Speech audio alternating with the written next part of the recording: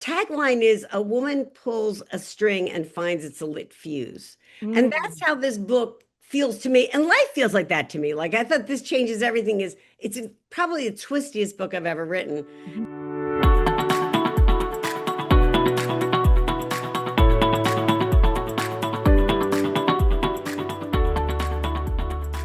Welcome to our latest episode of Book Reporter Talks To, where our guest today is Lisa Scottoline, and we are going to be talking about her latest novel, This Changes Everything, which is one of my Book Reporter Bets On selections. I stood in the pool and read this a couple of weeks ago, kicking my legs, doing exercise at the same time, and it was so good. There are a lot of wet pages there, but love the book, loved it. Now Thank you. we're doing this interview before Lisa heads out on her tour across the country, everybody, and also before our review runs, but we have some terrific praise to share. Laura Dave, and we all know Laura Dave, said, "It's a riveting, deeply felt, and empowering thriller that is also a touching ode to what we love, female friendship. This Changes Everything is Lisa Scottoline at her best." Mary Kay Andrews says, with Just Changes Everything, her immersive and atmospheric new domestic thriller, Lisa Scottoline transports us from Tuscany to rural Pennsylvania, and it gives us characters to root for her, a compelling mystery to solve, and a deeply felt meditation on the meaning of motherhood and enduring women's friendships. And as always, Scottoline scores a bullseye, bravo missio. I don't think I did that right. I don't think my Italian's that good. My grandma would be mad. With that intro, welcome, Lisa. It's great to have you with us again. Thanks for joining us. Oh, I love you. I love talking with you. I love the questions you ask. I love how hard you work. So you always read the book and stuff. But no pressure, girl. I No just pressure. glad to be here. I went Glad. down my folded down pages. I'm ready. I'm I love ready. the folded down pages. I'm like, okay, I'm ready. Down pages. So let's start. Okay, you give us the overview of This Changes Everything. You tell us how you portray this. Okay. This changes everything. It starts with a bang. There's a nice lady. Her name's Julia. She's a new mother. She is in Tuscany in her beautiful kitchen in Tuscany. She's making delicious Italian meal. But she misses her best friend, and her best friend lives in the United States in Pennsylvania. So she calls her up on FaceTime, like I do all the time with my friends, right? And she catches her best friend, who's named Courtney, as her best friend is going to visit her grandmother. And it's all happy talk until Courtney walks into the house. And to her horror, her beloved grandmother has just been murdered, and she hears noise at the back.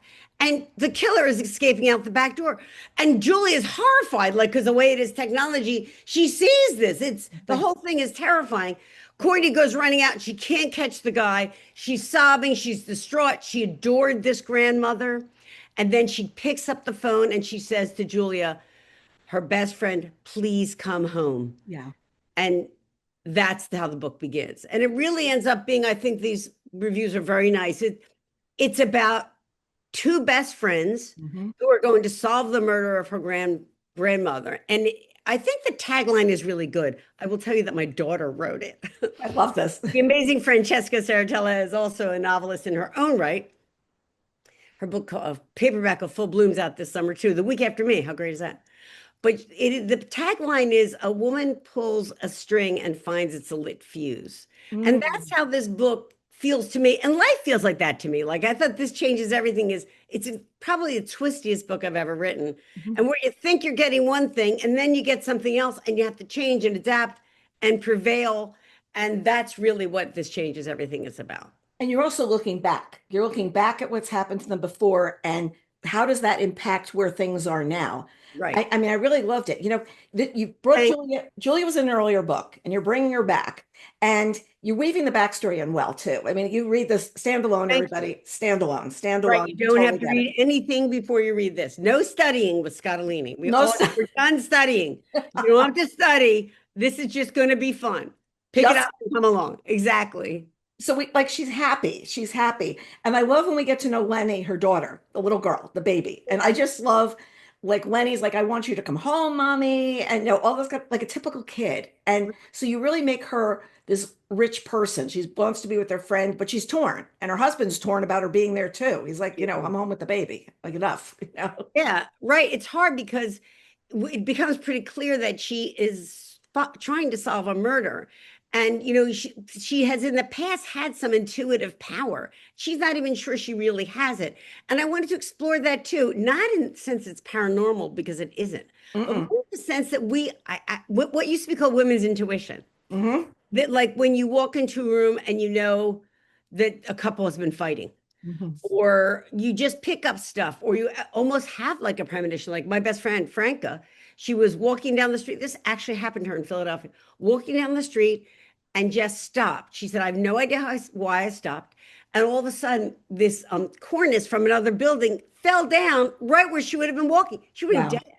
So, but Wow. it's also like, what is the spectrum of those kinds of powers? And since her best friend, Courtney, really wants to solve the murder of her grandmother, she really wants Julia to try to tap into anything she can. And at the same time, as you say, choices don't get complicated when you get a family and friends. She's torn between, do I help my best friend or should I be home? My daughter needs me. They're having a little drama at home in a crisis. Mm-hmm. Doesn't it always happen that way? Like Right. you're trying to do your job, but your kid is spiking 103 temperature, or your dog is, or something else explodes, and you're like, I always think never a dull moment. Oh, yeah. Um, Or the in-laws are being infiltrating your life. right, right. The There you info, go. like, oh, this. She's married an Italian guy. She loves his family, but then he wants them to move in, and she's like, wait, what? Like, I don't know if I want that. And of course, they have a cultural difference. And Julia herself has a whole lot of.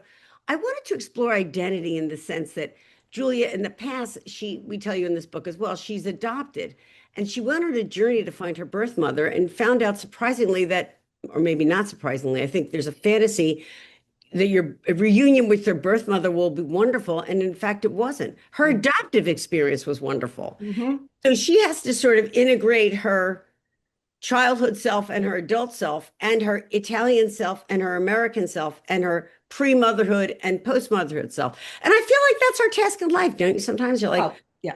right? Yeah. You get up and you're like, wait a second, who am I today? Am I the Right. daughter? Right.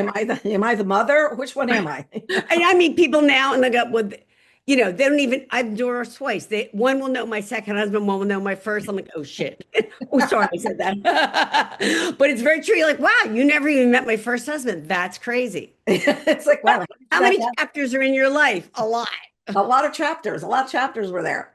But I also love that Julia's gift is the one that she's told that she's a psychic, but she's not willing to accept it. And she's told that, I love this line, she has an unwillingness to accept it, and it is a responsibility, and you must acclimate yourself to accepting it. And there's so many things in life that are a gift to us that we have to learn to acclimate. And I see that with people, and it's like, well, this is your best thing. Yeah, you do it, but it's your best thing. So be proud of it. Am I Right. there? That's so true. Because really, and you're such a careful reader, and I thought a lot about that sentence. So thank you. And it is that, because to me, it's about any ability you have, any power you have. It's really about self-acceptance. And Mhm. like you say, sometimes a good friend, like what you're doing with these people you're talking to, you say, hey, that thing that you think is bad about you, that's what's special about you. Yeah. So don't put it under a barrel. I mean, I remember when I started my first book, that's 40 books ago. It starred Mary D'Annunzio. She was a lawyer. And I had a lot about her family because she was very Italian. She went home to South Philly every Sunday. And then I was doing it and I said, I've never seen this in legal thrillers, which is what they were calling the book, which I didn't think it was anyway, but I thought it was a story about a woman. But my editor at the time, I said, should I take this stuff out? And she said, no, this is what makes it special. So in a way, Carol, you're like a brilliant editor because you're really saying, hey, more of this. Don't be shy. Don't be afraid of it. Pull it out. Pull it out. Let's see what's going Yeah, on. lean in, lean in. You also talk about history in a really good way. And a friend of Kay's says people ignore history, and that's what they ignore old people. They're the walking history. And it's so true. Yes. And, you had a really good relationship with your mother. Your daughter had a good relationship with your mother. You learn so much from these people. Right. And if you sit down, we did something with my dad a couple of birthdays ago, and we took flashcards. We found this set of flashcards. What did you wear when you were little? What did you eat for dinner? And what was really interesting, my dad brought up is it's from a family of 8. And we never worried about whether we had clothes, a meal on the table. None of this stuff that kids talk about today. I don't have new shoes. We never talked about it. And how did they do it? He worked at my grandmother didn't work, and he worked in an automobile company, and he didn't make a lot of money. And I think unless we talk to the people, we'll never know. That's a great idea. I would love, because I think also they're fact questions like, wait, what did you wear? Where did you go? What did you, Yes. I know. And I wanted to explore that in this book because these are two best friends and they kind of meet as they're high school best friends.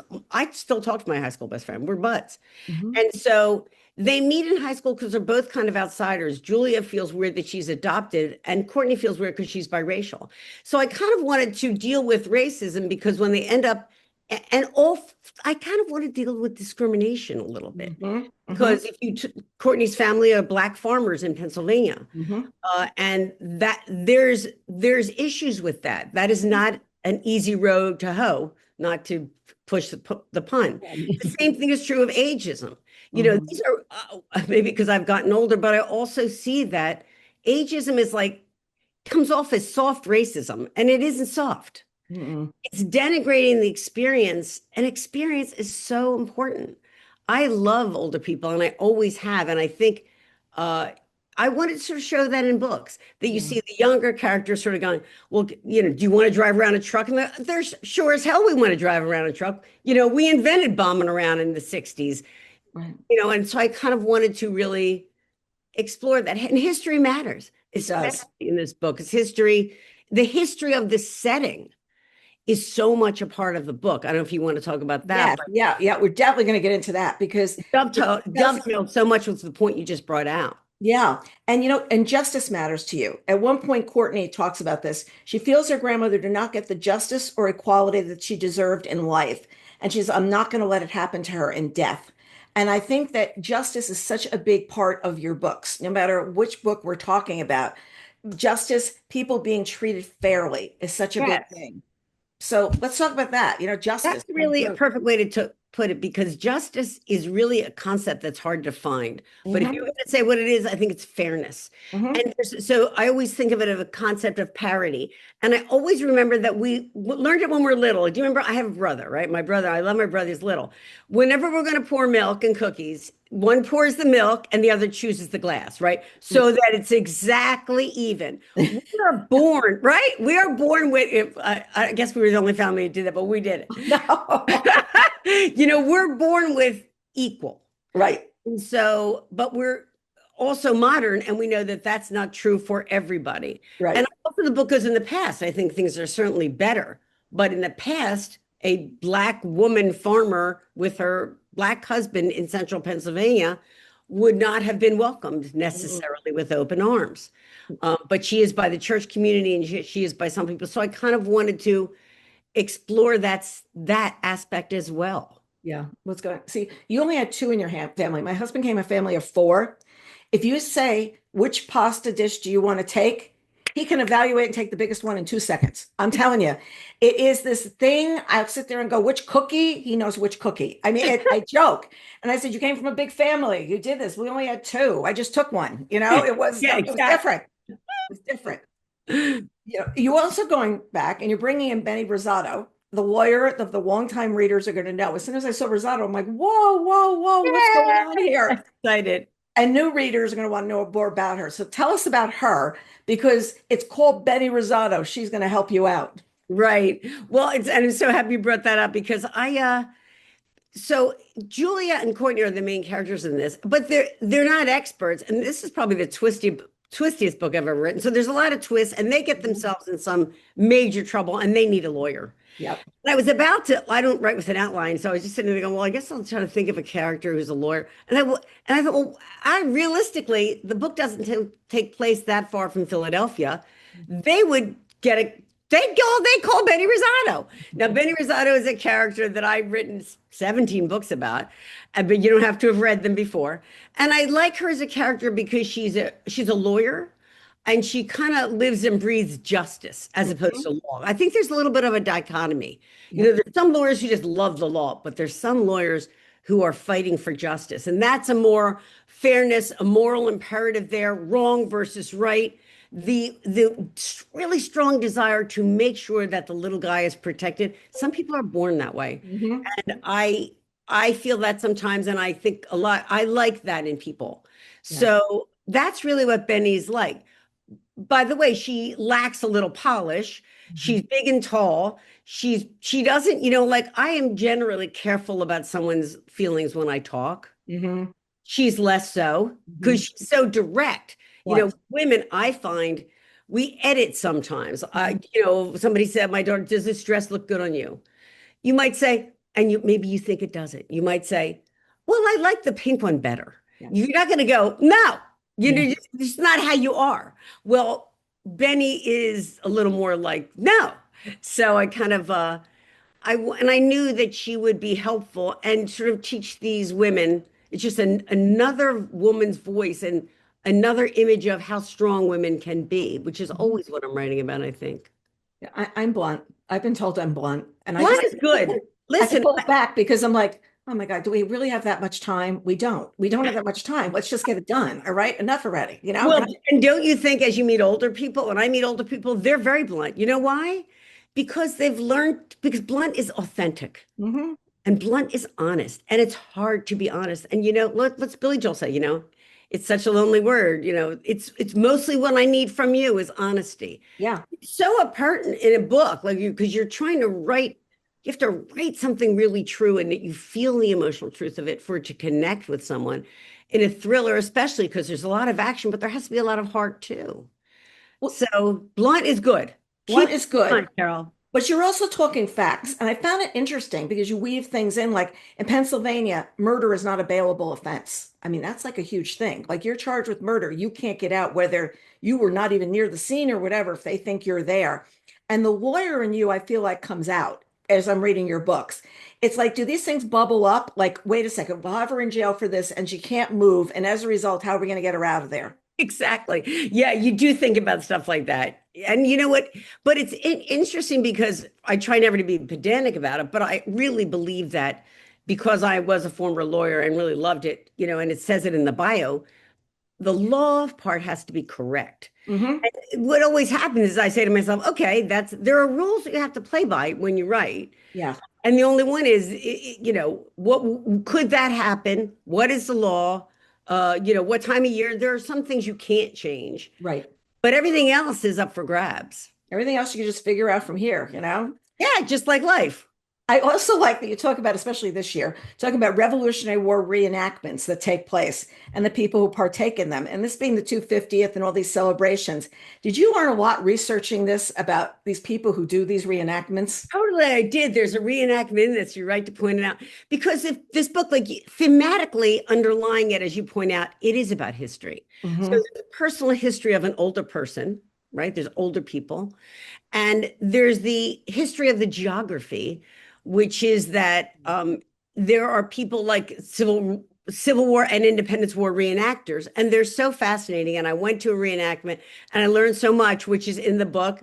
I don't want to give anything away, So but interesting. and then there's the history of the region in which the book is set, which is that there's in Centralia there was horrific mine fire that started in the 60s and remarkably is still burning today. So Mhm. there's history that's modern history, like from the 60s, and you look at how does that change the people there? Well, when it never got put out and every level of government failed, it makes them angry because they lost their homes and they're ghost towns, one after the other, in the center of Pennsylvania, not far from my house. It's Right. scary and bad. And then there's a place like Valley Forge, which is 20 minutes from my house.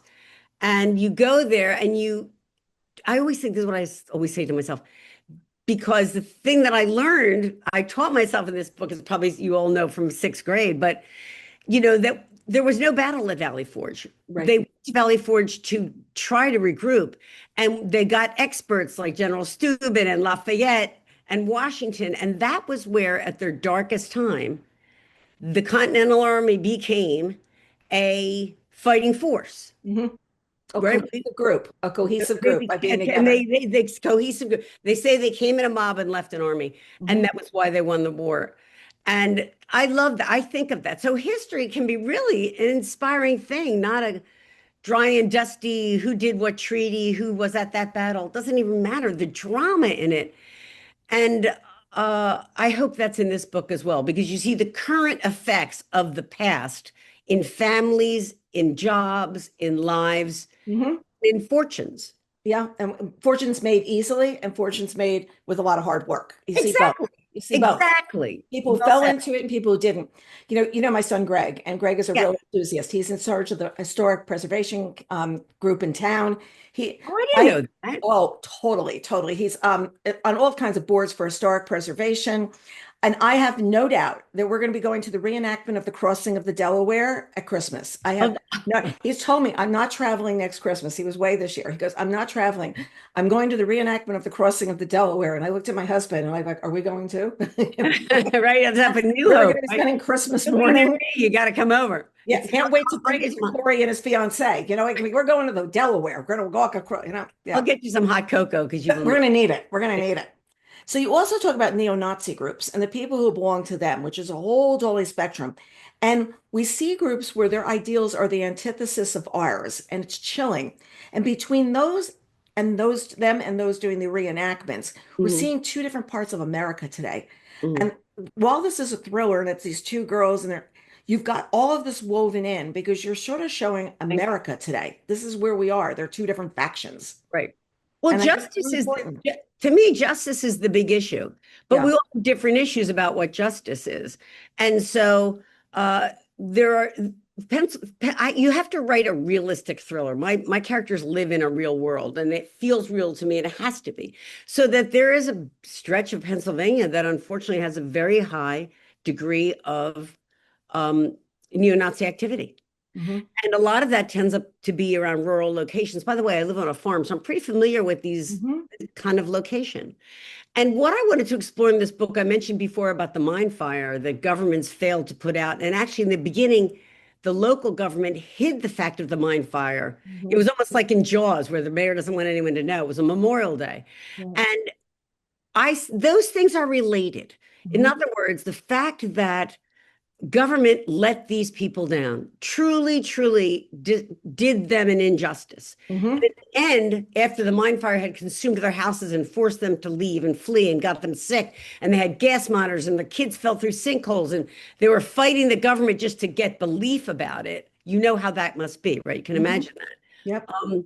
That some of them they were offered $40,000 for the house, which was not what the sum was. And when you have that kind of injustice with the government, and that's what happens to you, you Hmm. grow very angry at the government. Hmm. And so it is not really a surprise that anti-government groups start to rise up in areas like that. So it's not like these are people or they're different from anybody else and they're born hating, they hate people and they're discriminating. They actually were wronged. Right.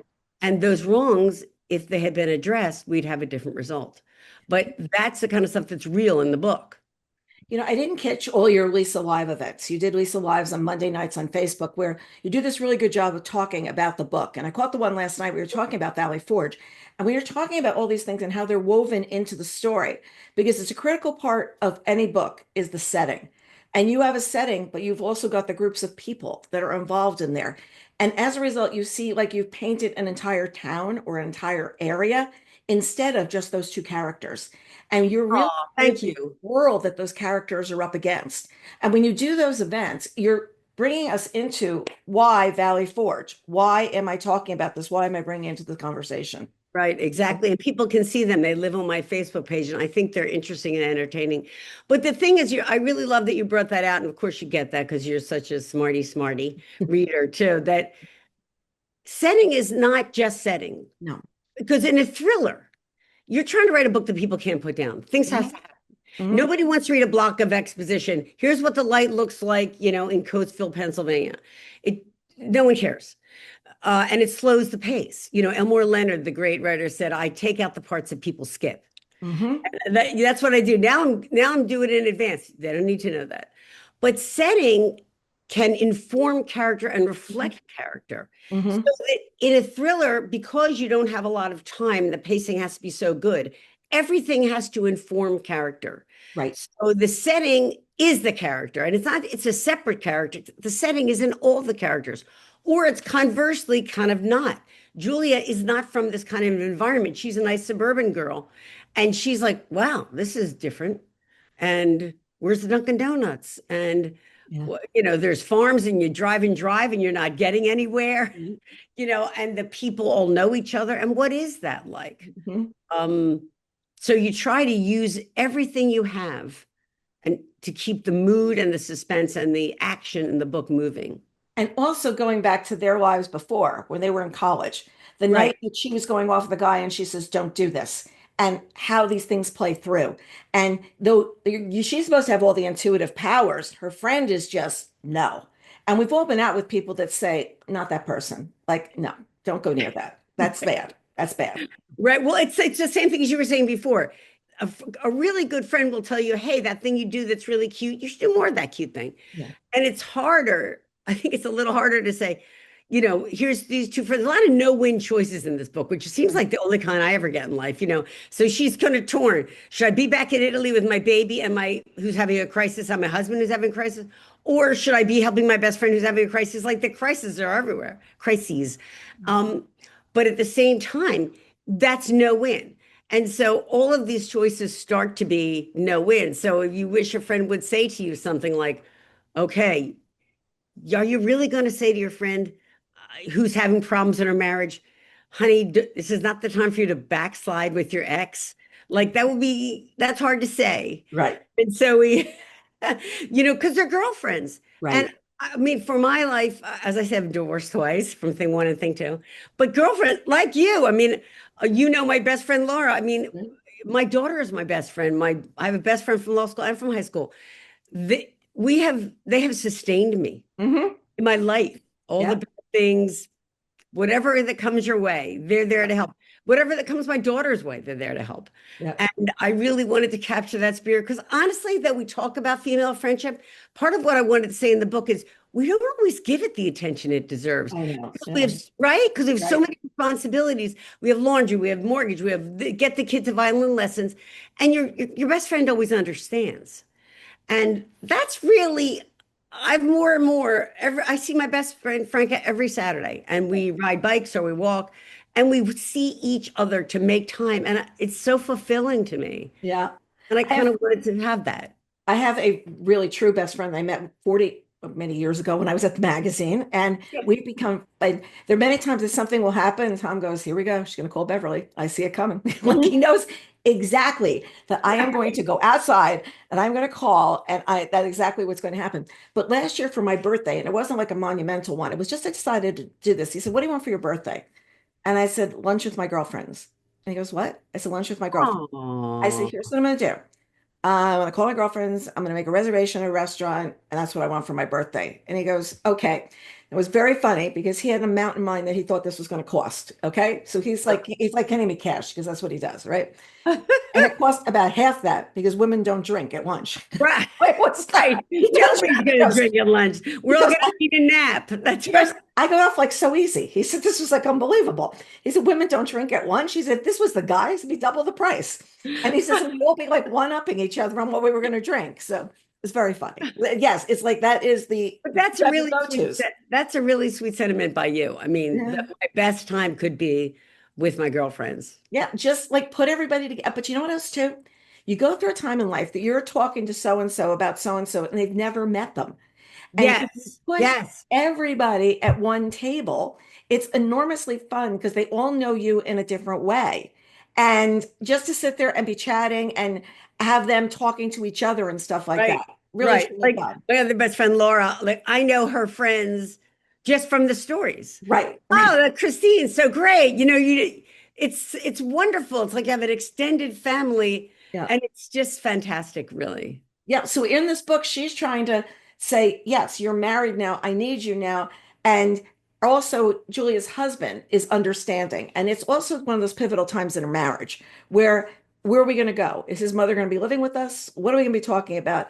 And you almost have to get to here to get down to here. Like, you got to do this to figure it out. It's got to get really Right. bad to do it. Right. That's what happens, you know? Right. And I think it is what happens. And I think it's also like, you process things together, whether any relationship, married or not. I mean, that's what I started to think about with this book.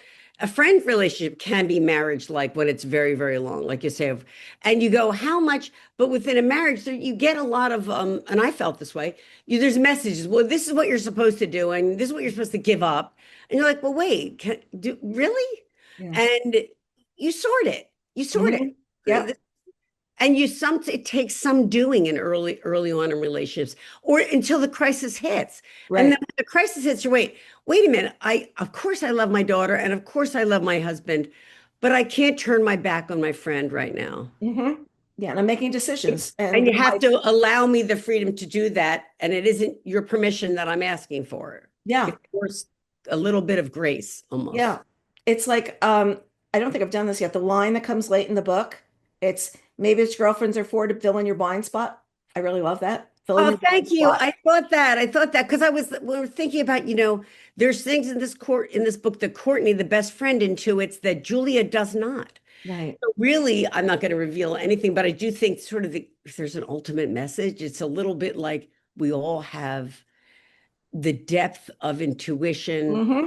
things we know and life experience. And sometimes we squelch that notion. It's Hmm. kind of like when you think you should say something. I always do that thing when I walk out. I should have said that. Yeah. Or sometimes I don't think fast enough. So I'm kind of like in the moment. I go, oh, wait a minute. So you try to be more in the moment, listen more, and not edit yourself. And Yeah. Yeah. Say right? it. It's Say it. not Say easy it. for women. I don't think it's No, it's not easy. It's not no. easy. Now, you've been writing for more than 30 years. When you sit, and it's funny because we started the company the night where we were at the event, Thriller Fest event, where you were being honored as a thriller master. Okay. You were talking about how long you're writing. Harlan was talking about how long he's been writing, and David Baldacci. And I realized we started our first site 30 years ago this summer. There you And go. we're all on That's that amazing. same timeline. And when I was sitting in the room, they go, well, 30 years ago when I started, and I'm like, 30, like you were all new writers at that Right. We time. all came up together, and you did too. Everybody came up and you're sitting there and they're like, oh, so all these new things come up. Oh, we got to do this, got to do that, got to that, that. Right, right. And then This they're like, technology that, they're yeah. so Right. ecstatic. Zoom. Yeah, when we Zoom. started, it was on AOL. It was like, really, we were so excited that because before we came out, the 56K modem was coming. I mean, we were so excited Wow. that we were getting the 56K modem. When we first started, no publishers had email except Time Warner. That was all. So we had to Wow. fax the requests and then fax the reviews. And we couldn't show I them what we did remember. because no one had AOL. And you didn't have a laptop with Wi-Fi. I mean, it was all so primitive. And it was really, really funny. I mean, this is what we're going to do. So at one point, they said, we're going to give you the first ever John Grisham interview online. He typed, we typed. That was the interview. And Oh, there were no words spoken. There were no words spoken. So now I'm like so excited we get to do these. They actually get to hear the author. these are great. Oh, I love this. People say they're sick of Zoom and they don't love it. I love it. I Yep. would live my life on because I feel the connection, obviously, with you. Yep. When I do the Facebook lives, I don't even see them, but I see their names and I know the names and they say nice things and I get to say hearts back or something. No, it's really been remarkable. And I just feel, and I remember the book report when you was like, oh, well, you're going to get an interview with her. And I'm like, remember I met you. Yes. She's so Yes. pretty. Look at that pretty lady. We were at an early thriller fest. Early Thriller Fest. And Oh, how and you're tall, like wow, I always wanted to be tall. But it's just so funny and great. And aren't we lucky? I feel yes. so blessed to have had a life in books. I'm just looking at you in front of this shelf. I'm at my daughter's apartment, so I'm not, my books are not here. Yeah. I love her books are over there, but God, I love that we can do this. And I thank my readers so much and you for helping me grow my career and keeping me going and helping me find new readers. I You really know, mean that, Carol. what I love last night was you were doing the same thing that I do when I do an event. We ask people where they're from, and Yeah. you see that you're reaching across the country. And I have this thing because we were America Online at the beginning. We talk Uh-huh. to America, and too much is talking to the coasts. Mm. And what I like to do when we do an event is afterwards see how many states they were from, and we keep spreadsheets of this, like Oh, on that's a great idea. because we want to see where people are from. And it's been as much as I think 44, including like somebody from Alaska or Hawaii, we're always looking for. But it's where you're seeing, because even when you tour, you don't go everywhere. Right. You're You not going to go should. You to can't. Paducah, Kentucky. You're not Oh, going to you go to should say, Boise. by the way, the author doesn't choose. They Right. choose. No, no, no. But what I'm saying is there are places that you want to reach people, but you may never make it to that place. And it's just because there's not a big enough audience, there's not a store, there's a million reasons to not go. Right. But with the power of Zoom, we can go anywhere and you can talk to anybody, any place. Huge That's moment. so true. That's so, you're right. I should have really thought about that. That's really true. And I kind of love that because I love those places. And I always try to put, the publisher decides where we go, but I Right. always try to push for signings that are off the beaten track Hmm. because those readers are underserved. It's always a great time. But Yeah. you're right. Zoom, listen, this has been incredible for me. I really appreciate it. And you get to hear what people are saying, what they're thinking about, what they're remembering from your career. Like that's what I was watching in the comments last night. That's what people were saying. That's what people were talking about is how long they've been readers and they're waiting for the book. And those Oh, are nice. your biggest advocates. And they're getting to have a conversation with you on a Monday night that they may never get to do quite the same way. No, absolutely. Many you knew because they've been at Very. events, but not everybody. And also, you and I, we grew our careers at a time. If you remember, there used to be people, newspapers did reviews. Yes. There was a handful. You Yes. hoped you got one. You tried to get Yes. one. I was pretty lucky. I got some great reviews, Washington Post, New York Times, but those start to recede, right? Because there's not book review organs anymore. But Right. I actually love I feel like this is more democratic, not in the sense of politics, of course, Hmm. but now everybody has an opinion. You can Hmm. Yes. Goodreads, you can Yes. put it on Amazon, you can put it on all kinds of places. You can come and listen. You can say it in the comments.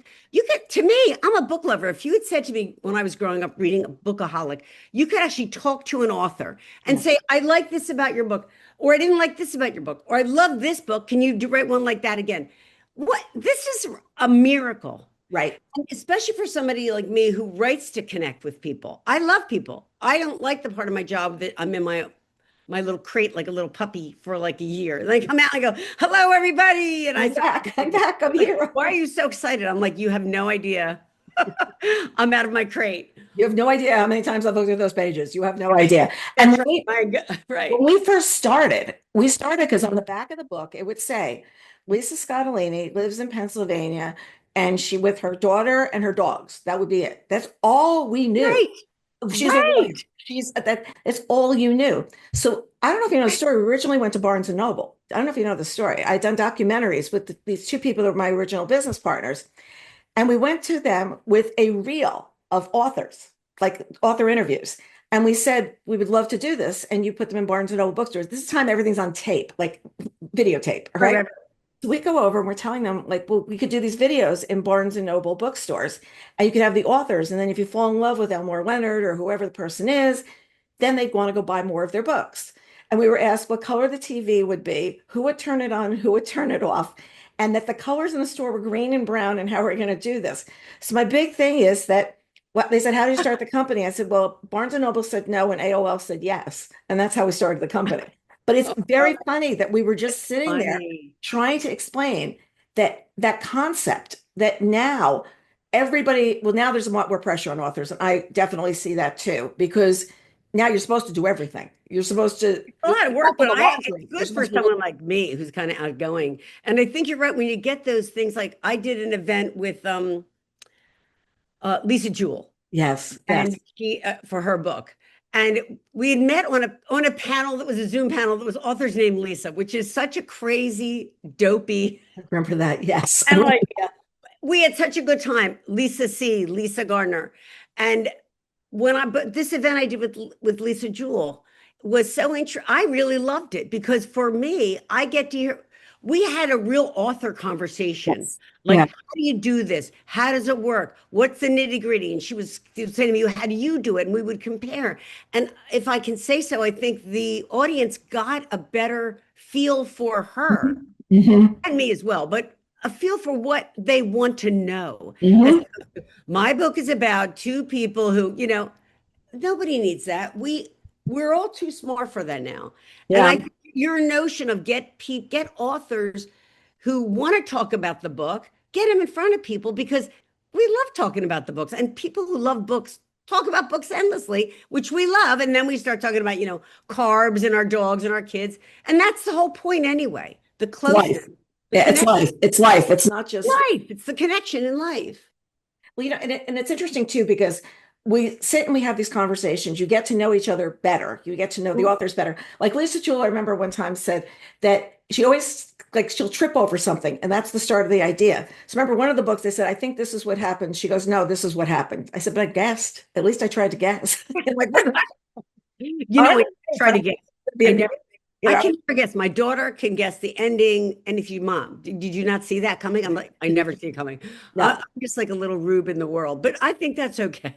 Yeah, no. People will say to me sometimes, "You didn't see that," and I was like, "No, I was just enjoying the book." I Okay, was just enjoying it. I'm Okay. not over analyzing here. Like, what totally happens. If you can keep me engaged, that's really good. It's Exactly. And that's exactly right. And nowadays, I changed my writing a little. I think I've made it twistier. I think I've made it move faster, Mhm. just because I think that's where people are now. And honestly, that's where I am now. But you also can write young people well, and not everybody can do that. Not everybody can Try. really do that. You're channeling, we're channeling. So when you sit down to write, what motivates you? What gets you started? It's besides the deadline. I mean, let's go besides. I have a Well, I deadline. write every day. I feel like when I get started, I just start.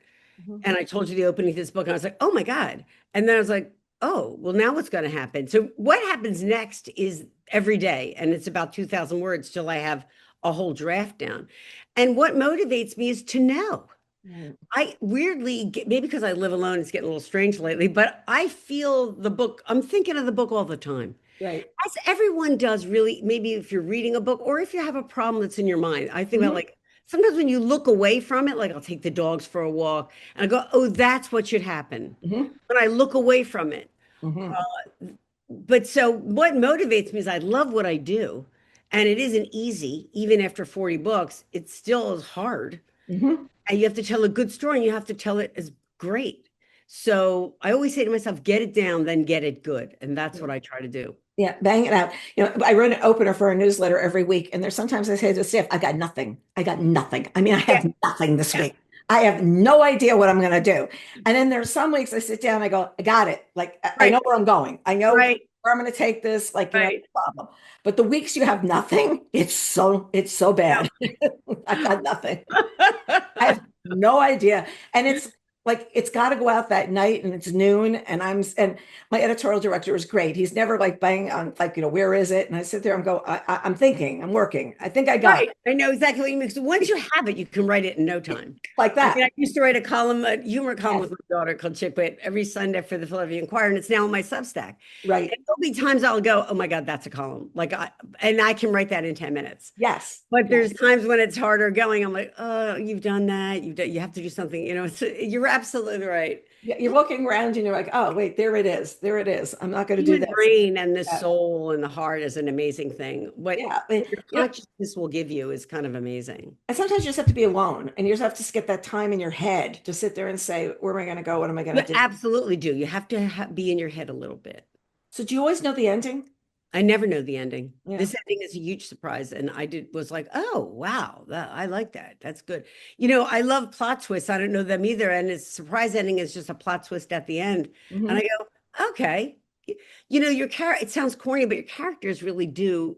They behave like if you're writing something well enough, the Mhm. characters behave in a consistent way, and as things happen, as we all do, we try to change a little but we don't change much. We certainly, you can predict how somebody will do something. And so they're going to give you stuff that you did not see coming. Mhm. When Benny Rosato enters this book, she's going to start to take a little bit of charge. And I was like, uh-oh. But you got to go with that. Right. Otherwise, it's And then not. when there's that scene at the graveyard, that's a very telling scene of what they're telling Lena, the baby. And they're telling the whole story, but you're telling it in a couple of pages. It's not very long, but it's bringing in Thank you. exactly Thank who you. That was your wife hard. was. Yeah. Yeah, well, you want the heartfelt stuff too, because this woman is going through it. She is going through it, as my daughter says, and she's going through it with her friend, and she's going through it with her family too. And Right. like all of us, she's got a lot of things firing at once on all levels. I Mhm. always think, oh yeah, Yeah. This is it's like a what I very got. layered. Your life is a layered plot. Yeah. Your life isn't like, oh, I love that. I just thought of that. That's really true. That's what you tell yourself when they go, it rains, it pours, or God doesn't give you more than you can handle. You're like, wait a minute, this part's supposed to be quiet. And then your hot water heater explodes. You're like, damn it. I'm kind of like, now Yeah. I got to get a guy here. It always Oh, happens for the holidays too. Always. this was me 2 weeks ago. I'm washing the dishes and I said to my husband, is the water cooler than usual? And he's like, Oh and no. I'm like, I know what that means. you've got to be like kidding me. And he goes downstairs, he goes, yep, it's leaking on the floor. And then the day they come in and they come in with like that number, and you're sitting there. I just had replaced my father's. My father's 90, almost 97. He's still living in Oh, my childhood home. And I joke, I never wanted a second home, but I have one and it's my childhood home. So the caretaker calls and he goes, Carol, the water is very cold. And I'm like, what does that mean? Like, I don't know. And then I learned the price of a hot water heater. yeah. Husband comes up and he goes, so they're saying this. And I go, oh no, it was that. And then you learn gas and electric, they're different No, prices. you learn it. You learn. I know you learn so much. I wish I had a manual for my house. And the same happened to me like a month ago. And it's also like you're just about to get to the door. I'm just about to drive to New York to see my daughter. And I go in the basement and there's water shooting out of one of the pipes. And partly I was like, just pretend you didn't see it. If you didn't see it, you don't have to do. And then you can't go. You get to the car. You can't do that. You got to call somebody. So because I'm like, hey, how long would it take for the basement to flood? There's nothing in it really that I like anyway. But then I'm like, no, Lisa, Should grow I up. put bucket under it? How big does the I put bucket I need did to put a be? bucket in. Wait, okay, so wait, the bucket, now here I'm doing math. There are three droplets going every minute. I will be gone for 2 days. How many drops go in the bucket? And How screwed am I gonna be? Screwed enough, or do I call somebody or do I have a big enough bucket? and then of course it's a Saturday. I gotta get oh my God. I know, right? It's like this weekend they had the storm here. I mean, it came through like whoosh, like this. Yeah. Like the town Yeah. lost power, right? Like whoosh. And it was like a 2 minute, 3 minute thing, and we're still dealing with the inconvenience. Like Right. yesterday, I was working, and all of a sudden the computer went poof, and I'm like, Oh, "What?" I went to work at the health club, and I'm like, "What?" Well, it was because they were bringing everybody else back on. But I'm calling, and they're going, "It's going to be back Thursday night at 11:30," and I'm like, "And you're high because that's not going to happen." Better be back this afternoon. I know well, I get a lot of power outages in this rural area, and I get the electrical. They're giving me on the phone. You will have power at 7:20. I'm like, you're lying to my phone. You know that I won't. You know that I won't. I have my own generator, and even that was on the fritz one day. I was like, Uh, Jesus. we have the generator conversation yesterday. We had a very strong conversation about the generator because they do things to me and they say, well, this is a house that's got, these three different things on it. I'm like, okay, fine, figure it out. That's what you're here for. And they go, would you like the pool connected as well? And I go, no, like we don't need to I worry know, about the I know, pool. I know, I know, I know. What you connect is key. I'm Yeah, like, you the want the pool refrigerator, or the air conditioner? I'm like, the air heat conditioner. and air conditioner. Yes. Yes. And the other day I was like, well, we have one of those little remote generators, put that on the pool. I mean, it's very funny when you're having these conversations with these people and you're trying to be rational, but you also, and then they tell you they can come in 3 months to put it in. And you're like, oh, okay. Let's just pray nothing happens in between, It's like tell the doctor, we can see you. You're a new patient. Forget it. You're never going to be. No, no, no. It's like, and then across the street, they have a generator, and every Wednesday at 2 o'clock, it tests itself. So I know the time. I know it's 2 o'clock. And the Weekly times test is a we were lot. That's outside, a lot. the whole like the neighborhood was humming the other day, and my husband goes, "That's the next block." They're all out. I was like, "Oh my God, it's Oh horrible. wow. Oh wow. Not fun, not fun." So you're going on this big tour. You're going on Yes. this big tour. What do you like most about going on tour? Seeing people? Everything we just did. Everything we just did. You're so lovely. I love talking to you. I love talking to people who read. I'm grateful for people who read me. So it's for me, it is so great to just you walk into a store and there's people. And I remember when there was no people, but even if there's just a few people, they took the time. I mean, it's Mhm. really money where your mouth is. Either they bought you or they got you in the library, but they took the time to read you. Yeah. And that I just remember dreaming of because I grew up loving books so much and seeing them like I remember it was in a Borders, I was in the front of the store. I said, how did those books get there? Do you think they'll ever be able to do that? So I love everything about tour. There's really not even the bad stuff that happens, cabs don't show up, planes are late. Um, Yeah. They're all little plot twists, just like water heaters exploding. It's all the same. It's all the same. I got this great tip for authors on tour from Hank Philippi Ryan. Oh, Here's a she's good one. lovely. She's You're lovely. heading back to your room and you want to eat, okay? Yes, You call and order room service from the car so it's there when you get there. How's that one? that is a good one. You're on the way back to your hotel and you're like, I'm Oh, so nothing hungry. like I room just service. want my salad and ice cream, Yes. you And know? when you travel around and maybe the hotel is just more normal and doesn't have room service, you can get DoorDash. I'm like, I can get DoorDash to a hotel room. That was kind of a revelation. So I do that now. Yeah, it was like really great. Okay, here's what we're gonna do, da da da da da. So, okay, talk to us about the title. Was this always the title? And I have a very marked up galley. This changes. No, I think the title changed a lot because I was originally going to call it like What Julia Sees. Hmm. But the more I thought about it, I was finding it. I found I didn't wasn't sure that was could tell it. My little te- my little test for a title is it should intrigue, not explain. I don't know where I thought of that. I Oh, just that's good. And good. right. A lot of titles are very explanatory. Even something like Dark. There's a lot of dopey titles in the world, and the titles are hard. Right. I like this one because I thought you're feeling like this book is so twisty. When I'm writing, I'm going, wow, whoa, I didn't see that coming. There's a lot. And I thought, what is a plot twist, but something that changes everything? Hmm. And Hmm. it also works on a lot of levels, not only in the murder plot, but it works on this woman that she is trying to do her best as a mother. But when something happens, it changes everything. Hmm. And and it just suggested itself. And I was like, go with it. It's more immediate. And I like it. I hope And you I like also think like Benny coming into the story, that changed everything. it. Changes it. And the great thing about life, everything changes everything all the time. It doesn't Mm. stop. No, no, it doesn't at all. No. Doesn't at all. Was this the first cover or did you play around with covers?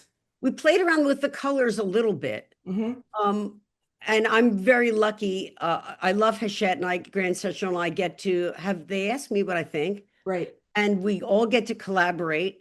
And I love, it's interesting to think about what time of year the book is coming out to, but I like it to be a book that year round works. I Hmm. just love this cover. I just love blues and the yellow, so pretty kind of pops.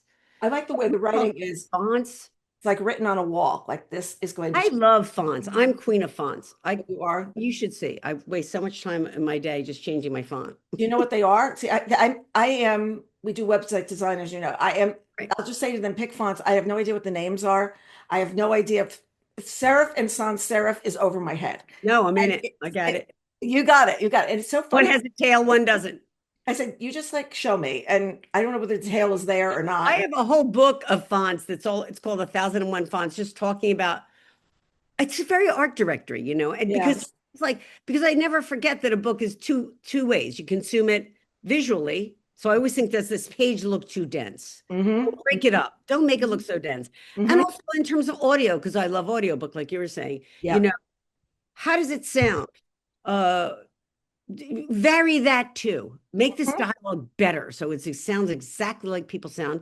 And so obviously, we all go back and being told a story. You're basically telling a story. Audiobook is a very true way to get that. And so I say every word of my books. Every Right. word. I sit in my house and go, read it till it gets smooth and fast enough. And if the dogs don't leave the room, it's good. Yeah, they look up. They're like, she talks. Like she talks to herself alive. Are we supposed to, and then when they sit there and you tell them to do something, it's like, is she talking to herself or us? Yeah, Like, right. They ignore you either way, so it's kind of great. it's like either way, what's Ignoring going me right now. It's kind of they're actually being good. It's a miracle. So, okay, the audiobook, let's talk about this changes Okay. everything. I think this is the first time you've had an ensemble cast. Am I right? Or, Aren't you a little genius for figuring that out? I mean, How did really, you you've know got that? Thank you. Mara Marquise, Sarah Burton, no, Kate Burton, I'm sorry, Sonelia Nakini, and Stacey Carolyn and Max Myers. You have five people. First time I I'm think you've done excited. this. Tell me why. Tell It me is what. absolutely the first time. First off, I am an audiobook person. I have tons Right. of audiobooks on me all the time. I walk the dogs every day for an hour and I always listen. And I listen a lot of times and other times too. And they said, God bless Grand Central. They said to me, we're thinking about doing this. And I said, I would really, really appreciate it because I Mhm. like audiobooks that have multicast. It's more like a play. Yes. There's so many ways to consume story. I think I'm just trying to be an entertaining author. They're meaningful books. They'll make you cry. They'll make you laugh. they're substantive, they're riveting, but they do have to entertain. Mhm. And we consume a lot of television and podcasts. And to me, it's less book-like and more the way it should be. Yeah. Different people have different voices.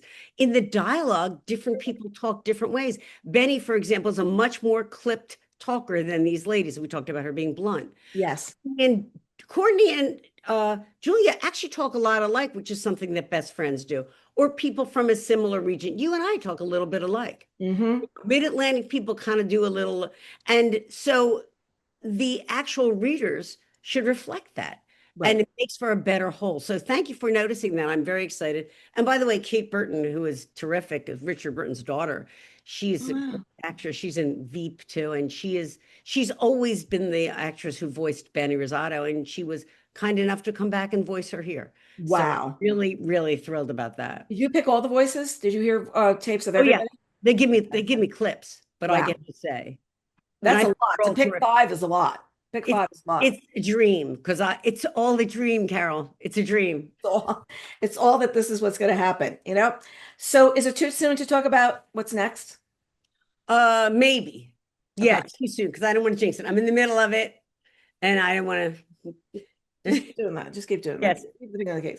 Okay, now you talk in this book about a fresh peach, buffalo mozzarella, and arugula salad topped with fresh mint. And no, I will think of you when I make that for dinner tonight because Okay. that is a great. I got these fresh peaches being shipped up from Georgia every week. Oh, lucky you. Oh yeah, I'll get you the address. Yeah, I should get them shipped. Good. And you're a Jersey girl. I try to get peaches. The peaches this year are bad. The tomatoes are bad. Well, no, the cherries didn't even come because of the cold winter. The cherries, the sour cherries, they weren't even able to come. I got a bunch from Michigan. I'm a cherry person. I love cherries. But it's so funny when you go and you order the fruit. And when I was in Colorado years ago, Colorado has amazing peaches because of the cold. They come more in the fall.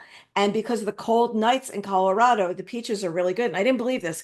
I learned it in Go as a River, the book by Shelley Reed. Yes. Out with Lisa C. And we were talking about this orchard. So my husband and I get to this orchard. The orchard's closed. It's first thing in the morning. And this car pulls up. This woman gets out and I said, "Hi, we want to buy like some peaches." I said, Shelley Reed sent us. And the woman opens the door and we go in. And we're just sitting there going, "I can't even believe this." And we're bringing peaches to Lisa C. And I'm going, "Oh, look, we got this beautiful So peach. nice. Oh, we're going for peaches." But you can't ship the Georgia peaches to like California. There are places you can't do this stuff. And you learn these little, yeah. So when I make this tonight, fresh peach, mozzarella. Because I invented it. I think, you get in that craze where you realize that you can put fruit in things. Yes. And it's very perky in the summer. And arugula is really special, although you have to use it right away. That's one thing I've noticed. Arugula really does turn bitter. Like Yeah. melon and arugula and feta is a terrific summer salad. I'm binging on that lately. And also watercress. Watercress has its moment and then it's not a moment. And then I it's a bad gotta moment. get No, it's got a really good moment. And then when it gets a little limp, it's like a really bad moment. It's Yeah. like, oh, then it becomes compost quickly, which my husband doesn't believe in. He's like, I put the stuff in there. And he goes, "I think it's time for you to take that outside." I said, "It's composting in the kitchen because of the way I'm putting it in the little container, you know?" Well, I'm lucky because I have chickens. I have hens. So, See? so I never have any waste. I just give it to them and they're like, "Oh my God, we love watermelon," because I like everything fresh. I'm a big fresh food person. Fresh person. So, well, thank you so much for joining us. It's You're always so fun. fun to talk Always to. such a good time. I love you. Thank you for this. It is a good time, but it's also deep thinking about books, which I really appreciate. We've got to get into the big moments. I love when I fall down the right page. It always makes me feel good. I was like, "Oh, that was the good one." Okay. Thank you. Thank you so much to everybody else. Look forward to seeing you next time on Book Reporter Talks to.